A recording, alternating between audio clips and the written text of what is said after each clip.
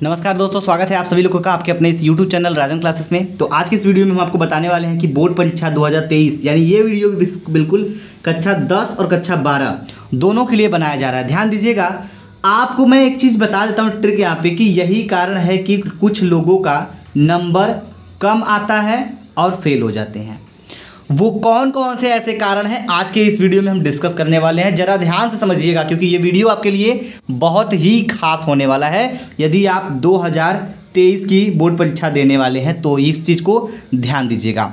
तो यानी कि समझिएगा, ये वीडियो बिल्कुल बात हम करें तो कक्षा 10 और 12 ये दोनों के लिए बहुत ही खास होने वाला है। तो हम चाहेंगे कि इस वीडियो को ज़्यादा से ज़्यादा शेयर करिए और इन चीज़ों को समझिए कि आज ऐसी कौन सी गलती है जो आपको नहीं करना है बोर्ड परीक्षा में और क्या करना चाहिए। इस वीडियो में आज के यही डिस्कस करने वाला हूँ, ठीक है। तो सबसे पहली बात, ठीक है, क्या होता है, सबसे पहली बात ये समझिएगा इसमें।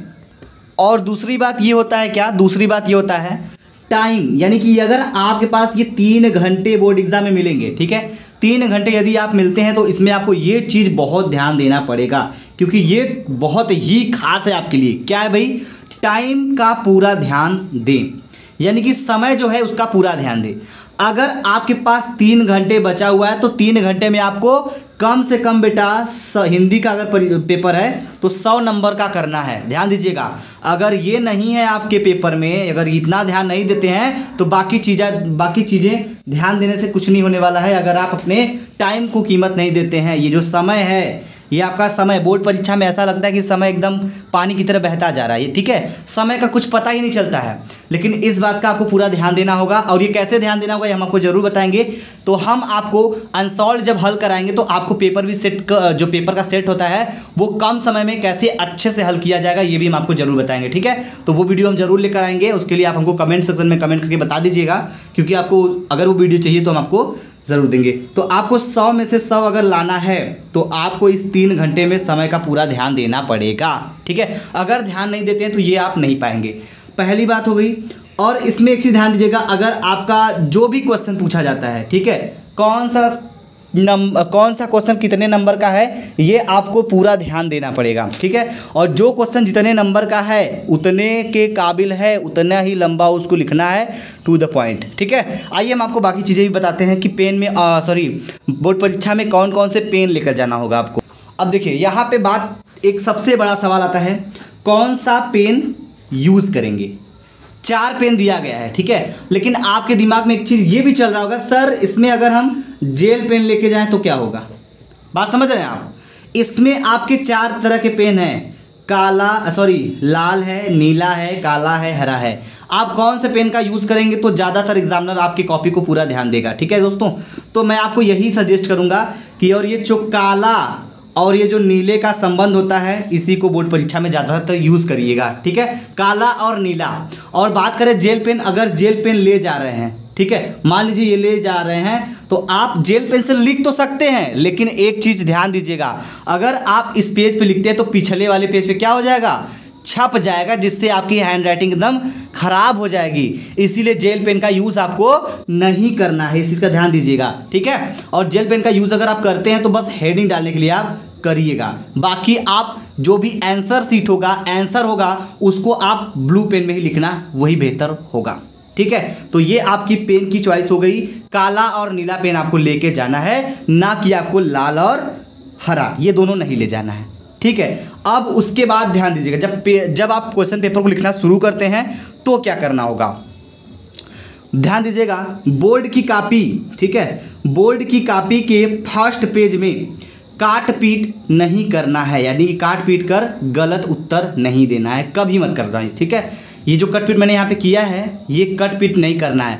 मान लीजिए अगर कॉपी की फर्स्ट पेज आप लिख रहे हैं, पहली और दूसरी पेज एकदम सुंदर और अच्छी राइटिंग में साफ दूर दूर लिखने की कोशिश करिएगा, ठीक है। ये नहीं कि एक अक्षर यहाँ पे लिखा मैंने और इसको इसी में सटा के इसमें लिख दिया, एक ही में नहीं लिखना है आपको, ठीक है। लेकिन एक चीज़ यहाँ पे ध्यान दीजिएगा, अगर एक ही में सटा के लिख देते हैं तो इससे आपकी हैंड राइटिंग खराब हो जाएगी। और थोड़ा दूर दूर लिखेंगे, जैसे इस तरह से लिखेंगे, जैसे मान लीजिए अगर हम यहाँ पे लिख रहे हैं, ध्यान दीजिएगा ऐसे लिखेंगे, देखिए ध्यान दीजिएगा, बोर्ड परीक्षा, जैसे मैंने ये लिखा तो इतनी दूरी है ना, इतनी दूरी होनी चाहिए आपको।